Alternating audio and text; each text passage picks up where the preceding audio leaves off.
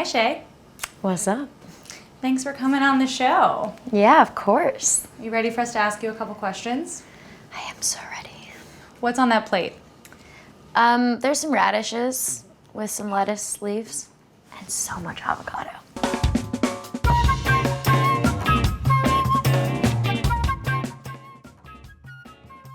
What was your avocado high and pit low of 2019? Well, 2019 is not over, so I'd like to think that the best high is still yet to come.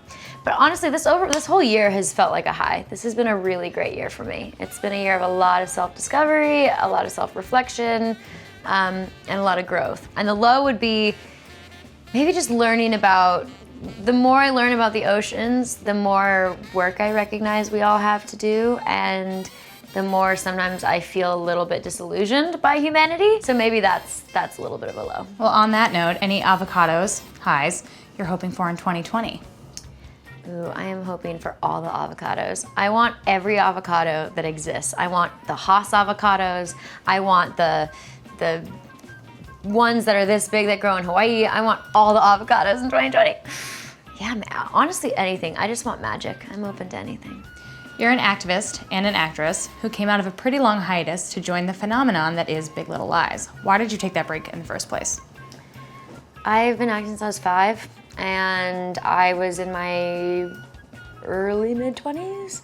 I just needed to understand who I was. I needed to know who I was in the world outside of fashion and outside of the film industry, and I wanted to travel, and I wanted to learn new languages and learn about new cultures, and I just needed some time to be a kid in my 20s.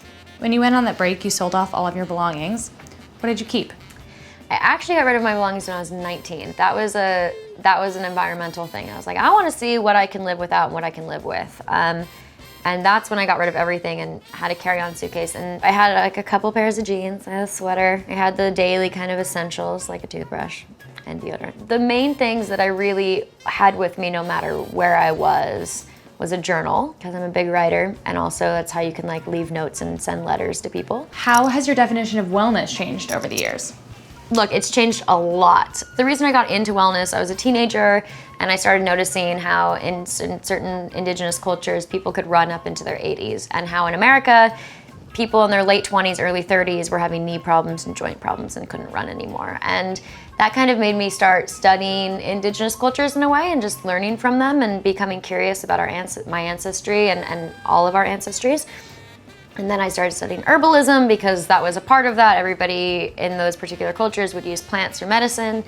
And then through herbalism and through environmentalism, I started studying nutrition and wellness because it just made sense to me that if we were going to talk about helping this planet, we had to recognize the intersectionality between agriculture, between pharmaceuticals. And then a few years after practicing certain modalities, I recognized that I wasn't doing it anymore for the planet, I was doing it for myself. I kind of looked at wellness in a new way. And so now my approach to wellness is just do what makes you happy and like focus on your mental health, because I could do every single thing on the planet every day to try and save this world or to think I'm making a difference. But if I'm not starting with myself and my emotional well-being and my mental well-being, then I'm really not doing anything for anyone. What issue will you be paying the most attention to in 2020? I will be paying attention to what's happening to our planet a lot. And I'm also going to pay a lot of attention to children, because I think those are the only two hopes we have. You go all in for the causes you believe in. What's your latest call to action? Just be a better human. Be a good person. I honestly think it's so easy for us to get wrapped up in doing something or being something or whatnot, but at the end of the day, just like don't be a dick, you know? Be a good person. So is that why you signed on with Amex and Parley for the oceans? It is, for sure. I mean, look, I think when we talk about sustainability and when we talk about ocean reconstruction and ocean conservation, etc., we have to look at the holistic picture, which is none of us really know what we're doing and none of us know how to forge a new way forward except by creating networks of communication and community. And what I think is so exciting about this particular moment is you have a mega corporation like American Express who's partnering with an environmental organization. And the bridges that these two organizations and companies are building together are going to allow and empower all of us to be educated and become more aware of the issues at hand. And an easy way they're doing it is on social media. Every single comment that's posted under Amex's Instagram page or under Parley for the Ocean's Instagram page, up to 2 pounds of plastic will be removed per comment. So what's the best advice your parents or your on-screen parents have ever given you? Ooh, my mom always says truth without compassion is cruelty. I think that's pretty damn good advice. Kate Winslet, who did not play my on-screen parent, she told me that when Divergent came out, she was like, listen, you're gonna be thrown into the ocean, there's gonna be 1,000 waves around you, they're gonna feel like giant tsunamis, everybody's gonna want a piece of you, blah, blah, blah. She's like, but it's all gonna go away in a few weeks, and then the water's gonna get calm again, so just enjoy this moment. So what's your best advice for someone trying to figure out what's next? Don't try and figure out what's next. That would be my best advice, because we have no clue. We think we are in so much control, and we think we got this, and at the end of the day, we ain't in control of anything. Just hold that vision and hold the idea of what it could look like or what it could be, and do everything you need to do to kind of meet it halfway, and then trust that something will happen the way that you want it or desire it to happen if you're putting in the work and the discipline. Now we're gonna move on to rapid fire round, which means you have to answer as quickly as possible. Are you ready? I'm so ready. What's your astrological sign? I'm Scorpio. Do you fit the traits? Oh yeah. What's one word people always use to describe you? Authentic. What's the first thing you do when you wake up? Oh, I sing or dance. What do you have for breakfast? Porridge every day. What's the most unexpected thing about you? I have so much road rage. So much.